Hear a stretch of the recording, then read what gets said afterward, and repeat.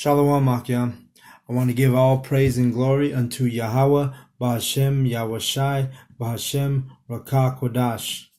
And double honors to the elder apostles of Great Millstone who taught us this truth.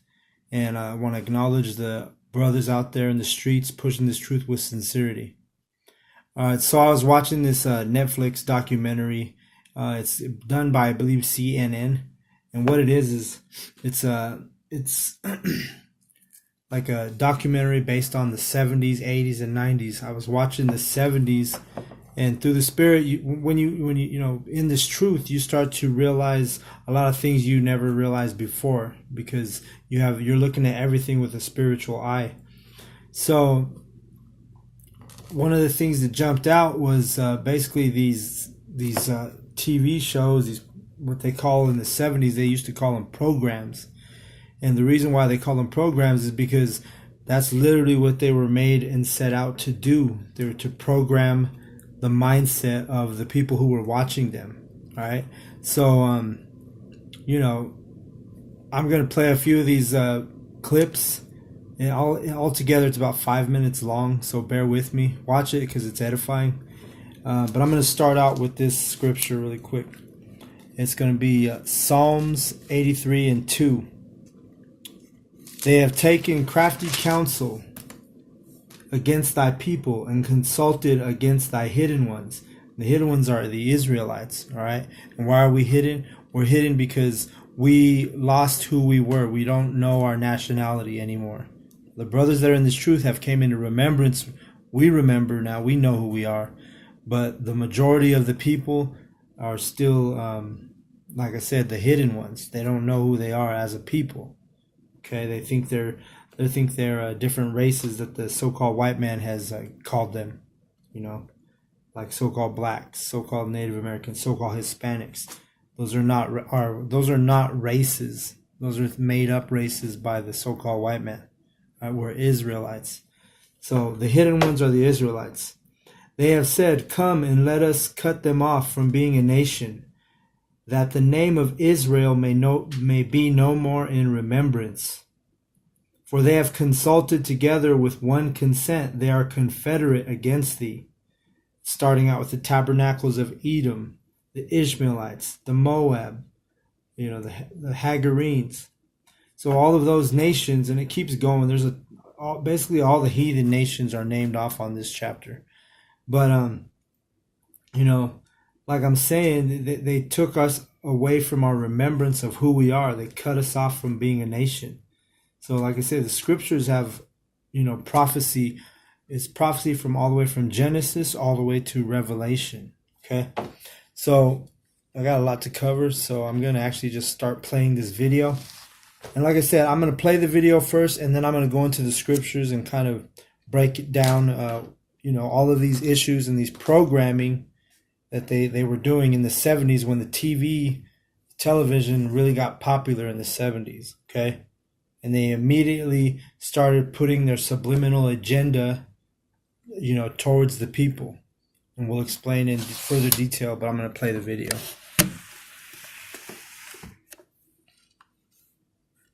All right, let's see. Sorry about the glare.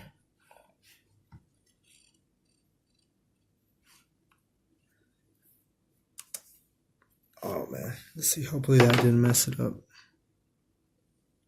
Dad from finding out about it. Not when I see everything that's going around in our country. Just because a guy is sensitive and he's an intellectual and he wears glasses, you make him out a queer. I never said a guy who wears glasses is a queer. A guy who wears glasses is a four-eyes. A guy who's a fag is a queer. All in the Family did something really new for television. It put before the American public Archie's friend, who was very masculine and who happened to be gay. How long you known me? 10, 12 years? Yeah. In all that time, did I ever mention a woman? Oh, come on, Steve. I am not thinking that you glorify on public television homosexuality. The reason you don't glorify it, John, any more than you glorify whores. Nixon objecting to the show, that was a badge of honor. And it was really culturally on point every time. For a sitcom, that was unheard of. One 2, 3. I wanted to do an episode where somebody could give Archie what he earned. Shut up, all of you! We created a character that could really let him have it. Maud! I'm only here because of Edith. The fact that you happen to be here with her is beyond my control.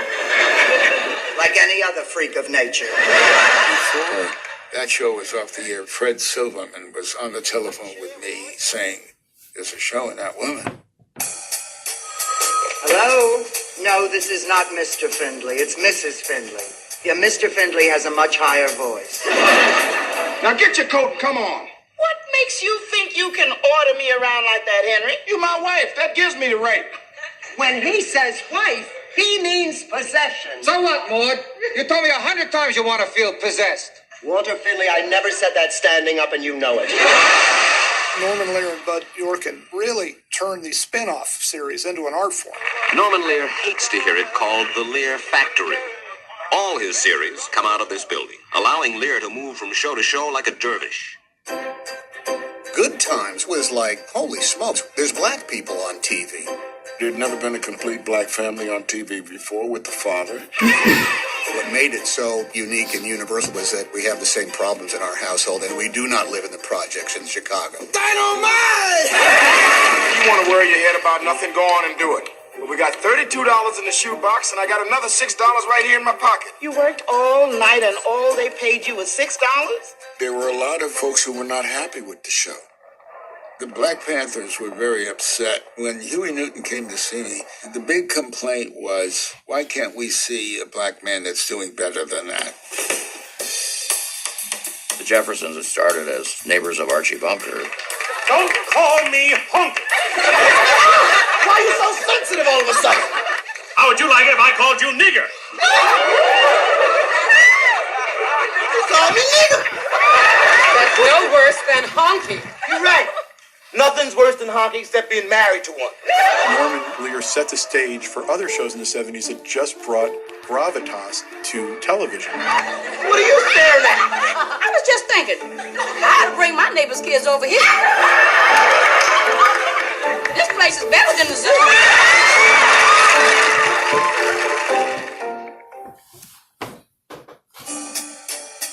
On Saturday nights, the CBS lineup in the early 70s was amazing. 8 o'clock, All in the Family. 8:30, MASH. 9 o'clock, The Mary Tyler Moore Show. You had Bob Newhart Show. And it ended with the Carol Burnett Variety Show at 10 o'clock. They used to call it Murderer's Row. People had no DVRs. They had no VHS VRs. They had no VHS. They had nothing with initials. So people would stay home on Saturday nights. They wouldn't go to the movies. They wouldn't go to restaurants. That may be the best night of television in all of television history. Mary Tyler Moore was a single woman working as an associate producer on a nightly TV show. You know what? You got spun. I hate spun. There were a lot of young women entering the workplace then, and for some of them, Mary Tyler Moore was like a port of entry. I'm doing as good a job as he did. Better. And I'm being paid less than he was because... You're a woman. The television female could be a hero. She could be the main event. Read it. All right. Out loud! The first script, written by Alan Burns and Jim Brooks, had married, coming to Minneapolis, divorced. And very quickly, CBS says, no. At the beginning of the decade, divorce was considered somewhat scandalous. She went on dates with a lot of guys, but the guys weren't really important. We seem to be hitting it off, and I just thought. You just thought. She's not obsessed with finding a husband. Don't forget to take your pill. I won't. This was about people coping with one another, and the workplace was like a family. I told Ted to close with the copy for I'm Sue gonna fast forward this to the next My part I wanted to show. What's wrong? I told him.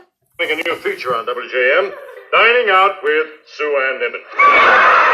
Once Jim Brooks said to me, I know there's a world of comedy in my wife's purse. I just can't access it. We've got to find some female writers for this show. Did you crash the men's room? Of course not. I went as somebody's guest. Why do you think it's such a winner? I think because of the casting, and I think because of the writing. They don't sacrifice the character for the sake of a good.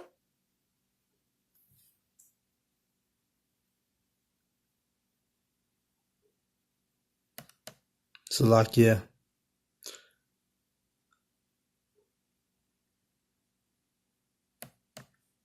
Shit.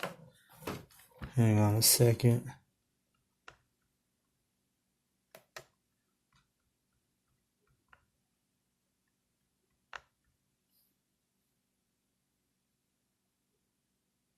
They don't sacrifice the character for the sake of a good I'll joke. just let it play. It's not that long. Effort to keep the female sensibility is what made it authentic and good. People would say, you're just like me and my girlfriends. How can you gorge yourself like that and stay so skinny? I'm going crazy with hunger.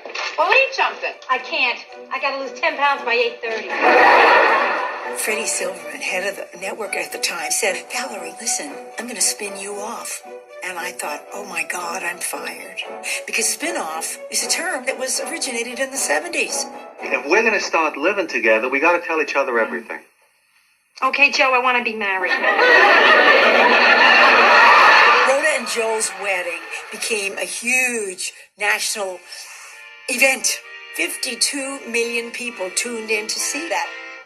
Suddenly, Rhoda's in a happy relationship, and they didn't know what to do with that. And then they had to have her get divorced to try to reboot the show. Why did you marry me? Just answer me that. Why did you marry me? You made me marry. I feel so funny. It's just a matter of trust. Oh, she's not going to do that. Exactly. Where does that leave us? I mean, where do we go from here?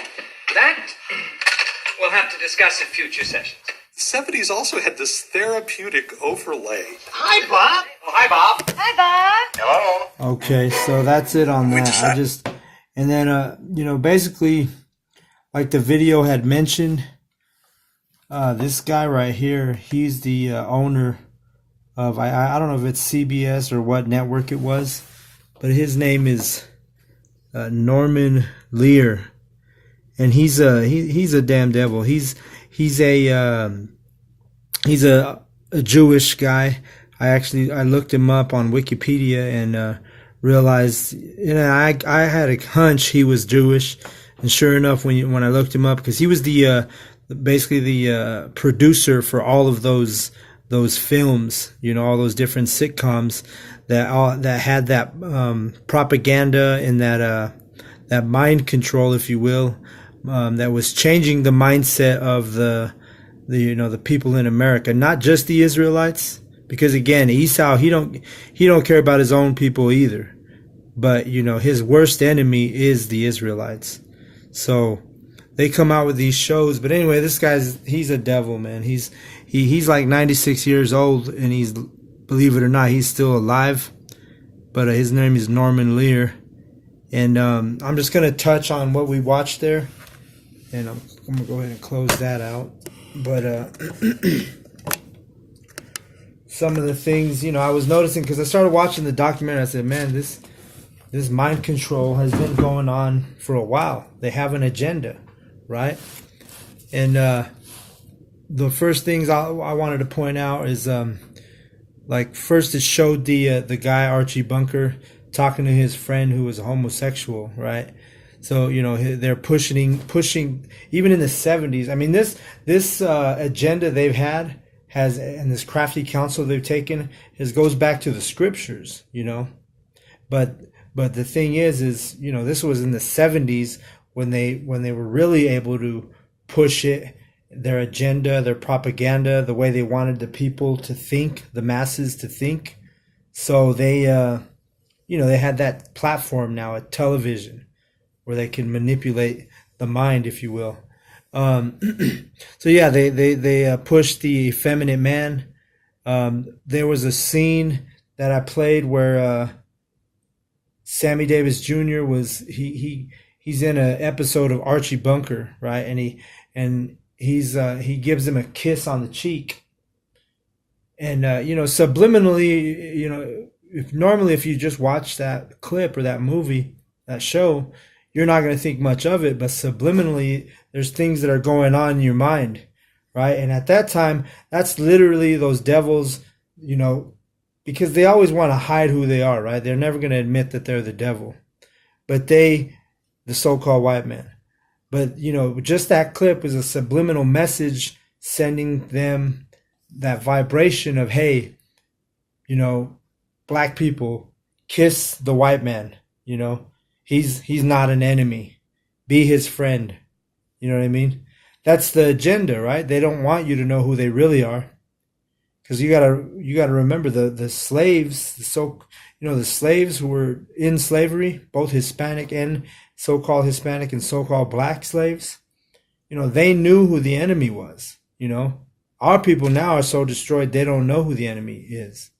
And you can get that in Hosea 4:6. The other thing I wanted to point out is how I played that clip where George Jefferson he gets called a nigger by Archie Bunker, right? And then all of a sudden the video in the clip, and I don't know if we played that actually, but there's a clip where Archie Bunker calls George Jefferson a nigger, and he's like astonished that he's calling him this, right? But then the black woman who's in the show, she said, "Hey, there's no difference than you calling him a honky." You know what I mean? So that's another subliminal message. They're saying, "Hey, this is equally offensive," when in reality it's not, because when were the so-called white people put in slavery? Put in captivity? They weren't. Their wicked asses did that to Judah and to Israel, okay? The tribe of Judah. So again, it's subliminal messages. This is going on in the 70s when television really first took off. And another point I wrote down was, they showed you the clip of Mary Tyler Moore, and the whole show was, and I didn't know this till I watched this documentary, but the whole show was based on a single woman who basically just freshly got newly divorced, and now she's an independent woman, and she's doing her own thing. She's got all that liberty that the so-called white man gives her, right? And what it is that was their agenda. They wanted to take the women out of the house, especially the Israelite women, because an Israelite son who was raised by both parents and has a good upbringing is going to be less. It's going to be harder to destroy that mindset with a kid, an Israelite male who has a good upbringing and solid foundation. So anyway, they that whole show, Mary Tyler Moore, she's an independent woman. She's out there, being independent, having all the liberty. Says that she's dating, and then it talks about all those women where, oh, we can relate to this. You are like my friends, and so that's another subliminal thing, that they put out there, and a vibration that Esau sends through the television. It still happens, in the entertainment industry, in the news, the media, everything is an agenda of this devil, the so-called white man, Esau, his forefather, who are the Edomites. So yeah, Mary Tyler Moore's dating, and really there's no dating in the scriptures. You're either married as a woman or you're not married. Okay. And then the last part, I kind of touched on is divorce, right? It showed that there was another show called, I believe it was called Rhoda or Rita or something like that. But there was a clip that I showed you guys, and when she gets married and then all of a sudden she's unhappy and she gets a divorce right away, right? Well, again, this is that white man, that so-called white man pushing, pushing that wickedness and his agenda, right? because we're going to bring out the scripts, because the so-called white man and that devil who's the producer of all these shows, who is a Jew, a fake Jew, you know, he's banking off of all these shows that are literally anti-Yahweh, anti-Yahweh. They're against God. They're against Yahweh. And meanwhile, this Edomite devil, he's making millions and millions of dollars, okay, off of these shows. And all the while, our people are destroyed, not knowing the subliminal agenda that's happening while they're watching these shows. They're taking the mindset of the masses and they're manipulating the way they think, right? Because now, look at today, it's even worse in the sitcoms and stuff. So I'm going to jump to, let's see, I'm going to go to Leviticus 18 and 22 real quick. So Leviticus, and the thing's rocking because it's on a glass lid. My camera is more stable on there than it is on the table. But let's see. And I'm going to jump to Leviticus 18 and 22. It says, "Thou shalt not lie with mankind as with womankind. It is an abomination." All right. So once again, Yahweh's word, Yahweh's truth says you can't be a homosexual, man. The penalty for being a homosexual is death. I'm actually going to bring that out real quick. Leviticus 20 and 13. "If a man also lie with mankind as he lieth with a woman, both of them have committed an abomination.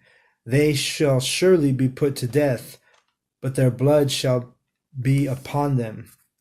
All right. So during the ancient times, being a homosexual was the punishment was death. You would get killed that was the law. All right. Because why? Because you don't want the wickedness spreading throughout the nation of Israel.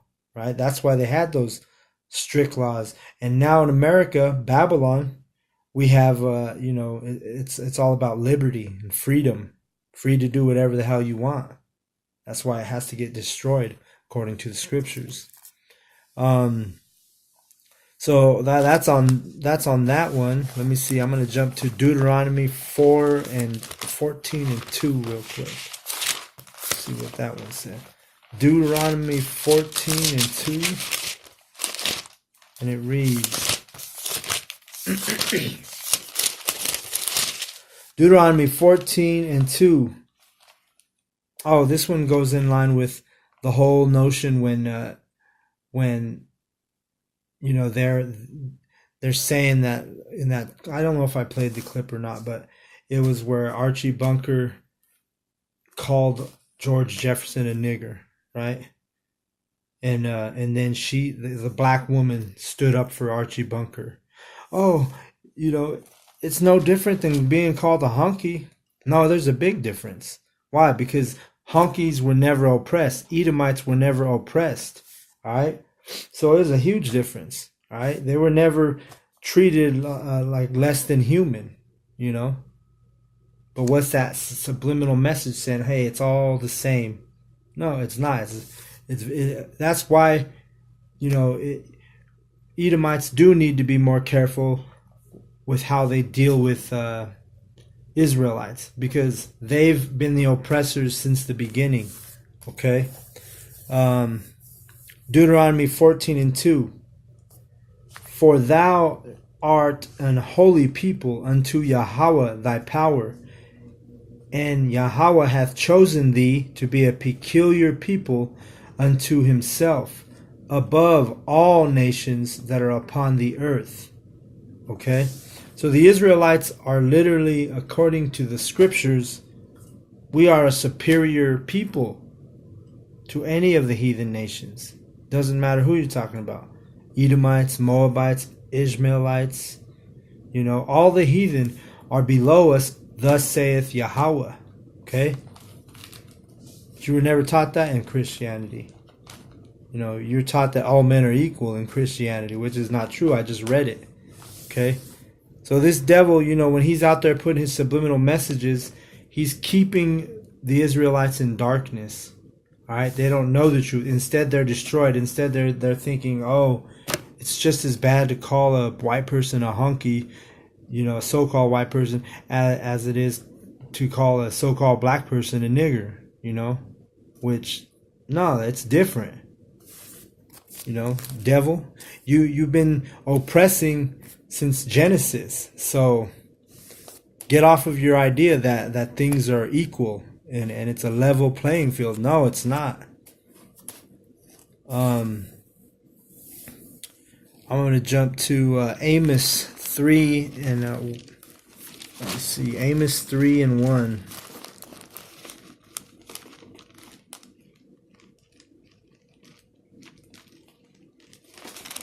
Hold on a second.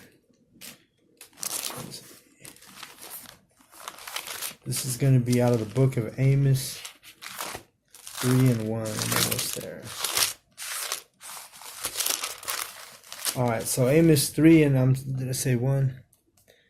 I wrote it down. Let me find. Okay, Amos 3, 1 and 2.